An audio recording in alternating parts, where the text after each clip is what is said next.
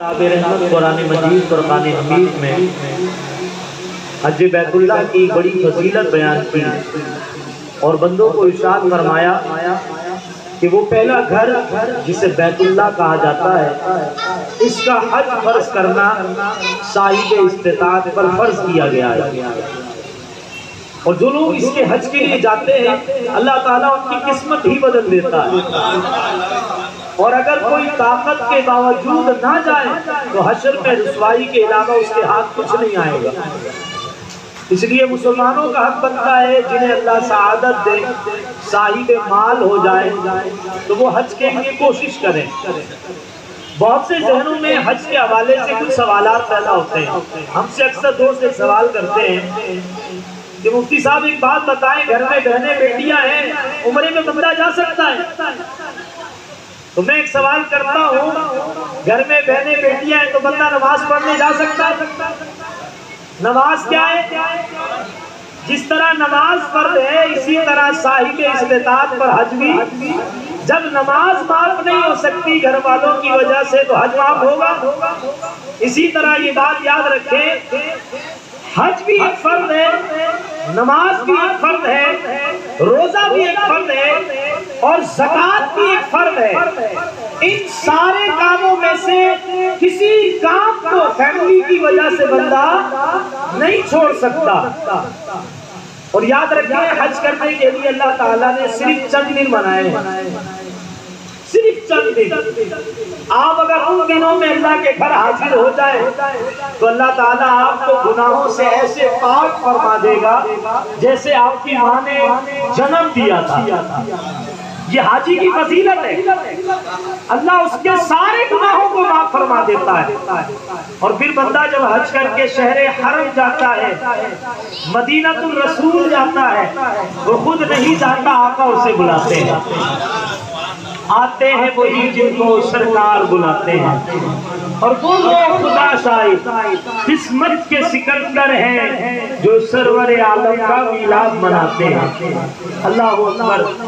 میرے آقا سے محبت کرنے والوں، کثرت کے ساتھ درود پاک کی عادت بنائیں اور اپنی زندگی کا جائزہ لینے کا معمول بنائیں۔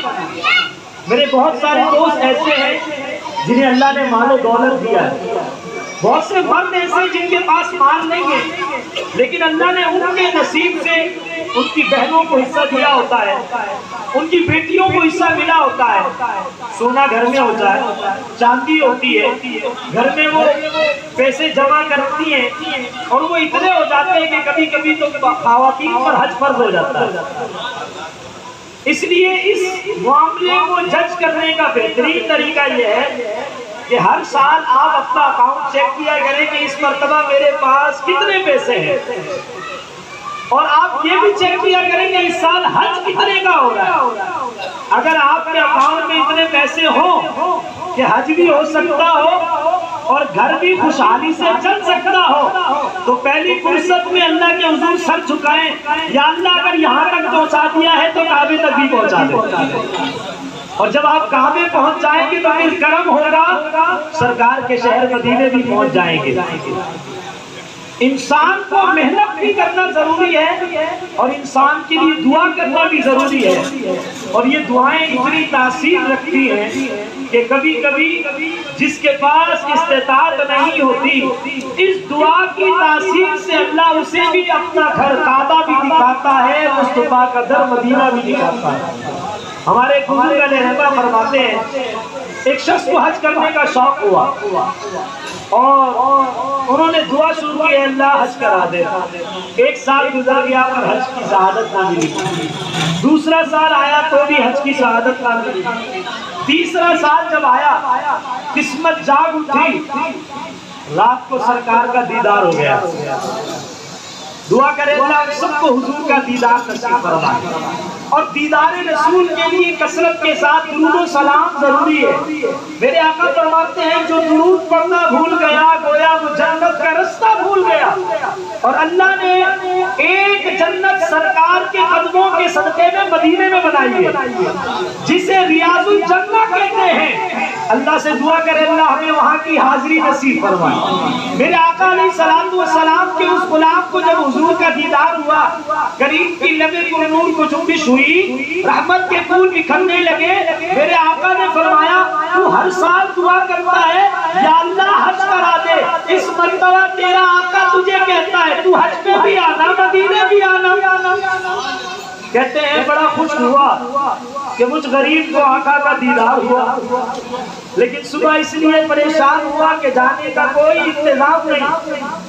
میں اس امید میں سویا جس کریم نے بلایا ہے، جو ایک مرتبہ آئے ہیں وہ پھر بھی آ سکتا ہے۔ پھر درود پڑھتے پڑھتے سویا تو سرکار خواب میں آئے، فرمایا پریشان کیوں ہوتے ہیں، آ جائیے نا حج پہ۔ فرماتے ہیں ہمت نہ ہو سکی کہ حضور کی خدمت میں عرض کرتا آقا اتنا کرم کیا ہے، ایک کرم اور کر دے، آنے کے اسباب پیدا کر دے۔ فرمایا تیسری رات جب حضور کا دیدار ہوا، میرے کریم تو دلوں کے حال بھی جانتے ہیں نا، میرے کریم نے فرمایا پریشان ہونے کی ضرورت نہیں، تیرے گھر کے اندر ایک جگہ پر ایک ایسی چیز دفن ہے جسے کھود کر نکال لے، بازار میں جا کر بیچ دے، تیرے جانے کا انتظام بھی ہو جائے گا، تیرے آنے کا انتظام بھی ہو جائے گا۔ شاعر کہتے ہیں جب کرم ہوتا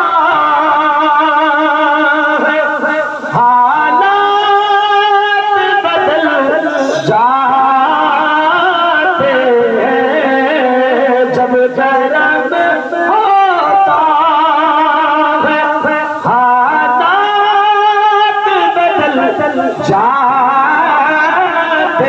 ہیں۔ آقا سے محبت کرنے والوں، حضور کے غلام جن کا عرس مبارک محرم الحرام میں ہوتا ہے، ان کا نام ہے حضرت بلال حبشی۔ آقا کے وہ غلام ہیں جنہوں نے ابتداء اسلام میں اسلام قبول کیا اور دنیا ان کو مؤذن رسول کے نام سے جانتی ہے۔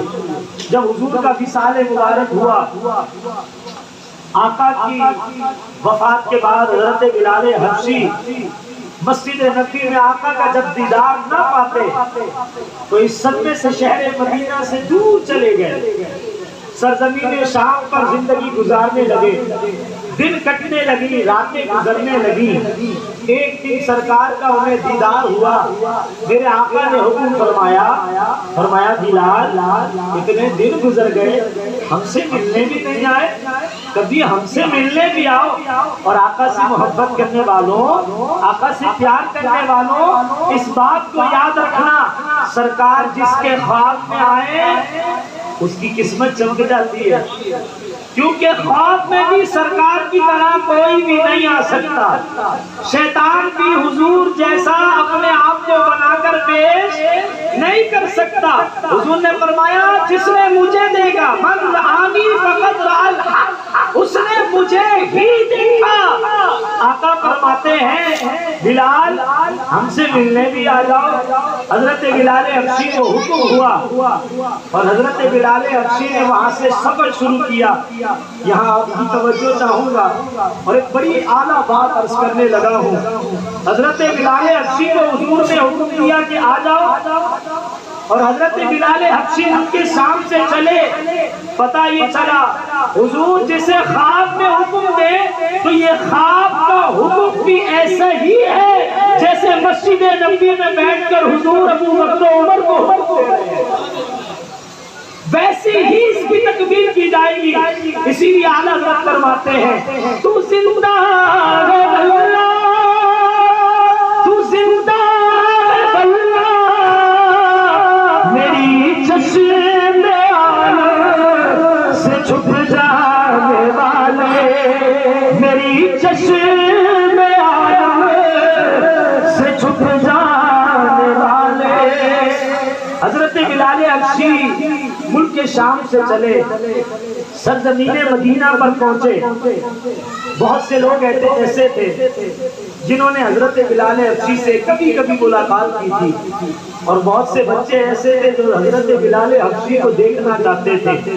جب مدینہ کی گلیوں میں آواز آئی نا آج آقا کا وہ غلام آ رہا ہے، جب وہ آذان دیا کرتا تھا تو مدینے میں مزہ ہی کچھ اور ہوتا تھا، کیونکہ اسے آذان کا حکم سرکار دیتے تھے۔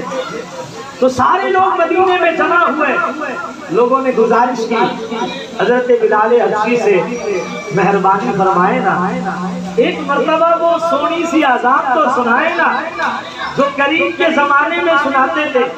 حضرت بلال حبشی رو کے کہنے لگے جب آقا کو نہ پاؤں گا تو آذان مکمل نہ کر پاؤں گا۔ اللہ اکبر۔ لوگوں نے جب یہ منظر ملاحظہ فرمایا کہ حضرت بلال حبشی آذان دینے کے لیے تیار نہیں ہو رہے تو لوگوں نے حضرت امام حسن اور امام حسین یعنی مولا علی کے شہزادوں سے نواسے رسول سے عرض کی علی جناب اگر آپ کہتے ہیں تو امید ہے آپ کی بات نہیں ٹالیں گے۔ حضرت بلال حبشی کو حضرت امام حسن اور امام حسین نے عرض کی چچا جان آج آذان تو سنا دیں۔ فرمایا بیٹے یہ کام مشکل ہے پر تمہارے حکم کو کون ٹال سکتا ہے۔ اللہ اکبر۔ حضرت بلال حبشی نے آذان جب دینا شروع کی مدینے کی گلیوں میں ہر آنکھ سے آنسو بہ رہا تھا اور لوگ جوق در جوق دوڑتے ہوئے مدینہ شریف کی مسجد نبوی کی جانب دوڑے اور جب حضرت بلال حبشی اس مقام پہ پہنچے نا اشہد ان محمد رسول اللہ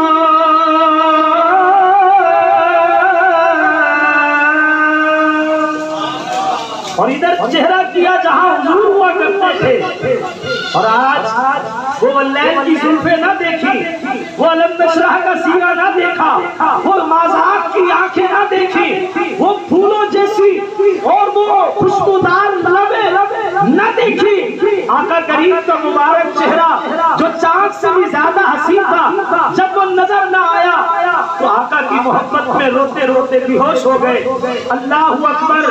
میرے آقا سے محبت کرنے والوں مدینے کا منظر ہی کچھ اور ہے، مدینے کی بات ہی کچھ اور ہے۔ دنیا کے ہر مقام کی حفاظت کے لیے لوگ سیکورٹی گارڈ کا انتظام کرتے ہیں۔ اے مدینہ تیری عظمت پہ قربان ہو جاؤ، تیری حفاظت کے لیے رب نے فرشتے مقرر کیے ہیں۔ تیرا تو کیا ہی کہنا، دنیا کی کوئی زمین ایسی نہیں جس مٹی میں شفا ہو، اگر کوئی مٹی ہے اسے مدینہ کہتے ہیں۔ آقا علیہ الصلوۃ والسلام شہر مدینہ سے بڑی محبت کرتے تھے اور محبت رسول کا عالم یہ تھا، رسول اللہ کی مدینے سے محبت کا عالم یہ تھا۔ حضور جب کسی سفر سے واپس آتے میرے آقا اپنی سواری کو تیز کر دیتے، حضور کسی اور کی سواری پہ ہوتے تو سواری کو تیز فرماتے، اگر کوئی شخص اپنے منہ پر نقاب کاٹے ہوئے ہوتا سرکار سواری کو قریب کرتے اس کے منہ سے نقاب ہٹاتے اور فرماتے تجھے خبر نہیں میرے مدینے کی خاک میں بھی شفا رکھی ہے۔ اللہ اکبر۔ آقا سے محبت کرنے والوں دعا کرو اللہ مدینے کی حاضری نصیب فرمائے، اللہ یہ سفر نصیب فرمائے۔ دعا بھی کریں محنت بھی کریں۔ میرے بزرگ فرمایا کرتے ہیں اپنی آمدنی میں سے تھوڑے تھوڑے پیسے اس نیت سے الگ کرنا شروع کر دیجئے کہ میں اپنے ماں باپ کو اپنے ساتھ کم از کم عمرہ ضرور کراؤں گا۔ بچے گھومنے کے لیے آپ کو فرمائش کرتے ہیں بابا وہاں لے چلیے، بابا یہاں لے چلیے، آپ ان کو ایک مرتبہ داتا صاحب کے مزار لے جائیے نا۔ بڑے بزرگ کہتے ہیں کہ داتا صاحب کیا ہوں کہ آ جائے اور وہاں عرضی لگا دے داتا تیری چوکھٹ پہ آیا ہوں مدینے کی حاضری کے لیے، بارگاہ مصطفیٰ میں انتظار پیش کر دیجئے۔ اگر داتا کرم ہے تو مدینے کا ٹکٹ بھی مل جاتا ہے۔ اپنے بچوں کو اگر گھمانے لے کے جانا ہے تو کبھی داتا کی چوکھٹ پہ جائیے تو کبھی دارو فرید کی چوکھٹ پہ جائیے۔ اللہ طاقت دے تو غریب نواز کی چوکھٹ پہ جائیے، وہاں کھڑے ہو کر دعا کیجئے اے اللہ یہ وہ ہستیاں ہیں جن کو مدینے والے نے نوازا ہے،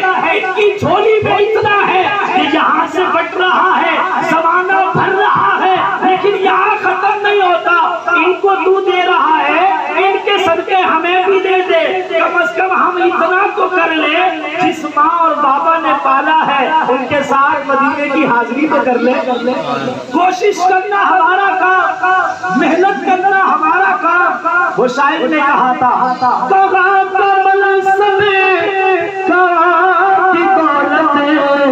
قسم خدا کی ہے یہ حقیقت،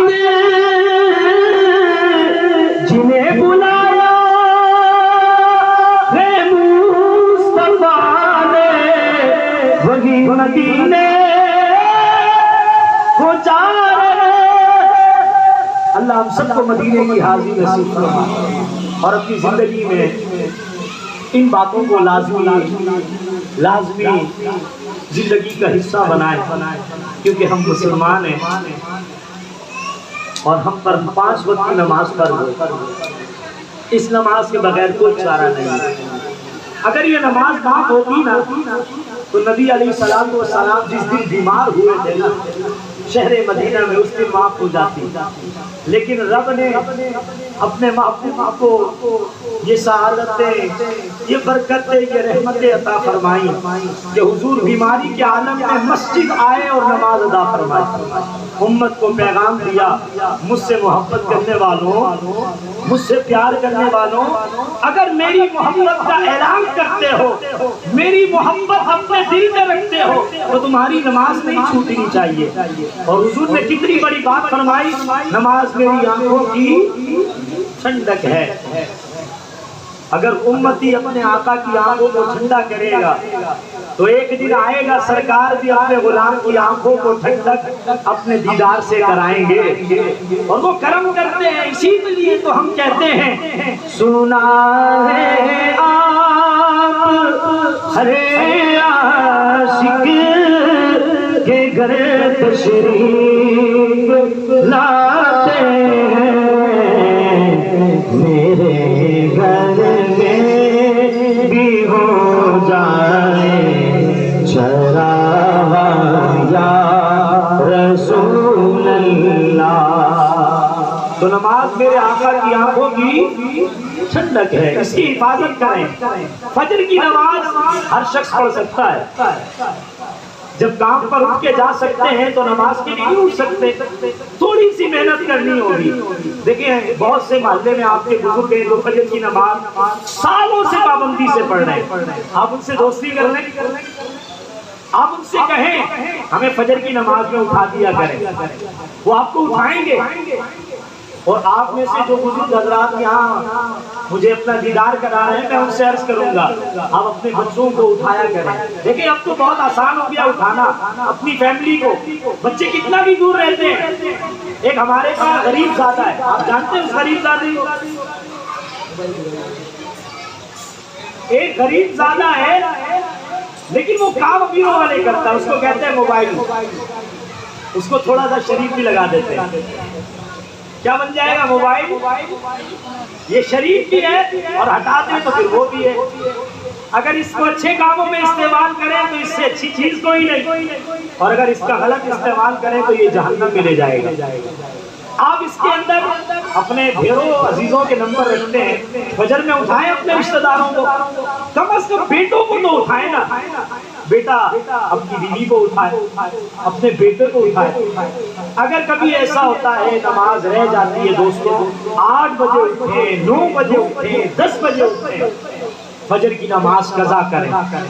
میرے آقا فرماتے ہیں جو فجر کی نماز باجماعت پڑھتا ہے اللہ اس کو ایمان کا جھنڈا عطا فرماتا ہے، اور جو فجر کی نماز نہیں پڑھتا اپنے کام کاج میں جاتا ہے، حضور فرماتے ہیں اللہ اس سے ناراض ہی ہوتا ہے جو اس کے ہاتھوں میں شیطان کا جھنڈا دیتا ہے۔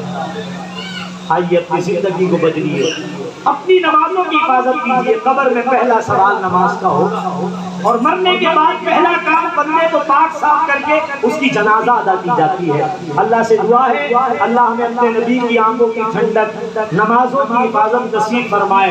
نمازوں کے بعد اپنے مرحوم ماں باپ کے لیے دعائیں کیا کریں، اور جن کے والدین زندہ ہیں کم از کم ہفتے میں ایک مرتبہ ان کی زیارت کے لیے جایا کریں۔ اللہ تعالیٰ ماں باپ کی زیارت کے بدلے میں حج اور عمرے کا ثواب عطا فرماتا ہے۔ آمین وما علینا الا البلاغ المبین۔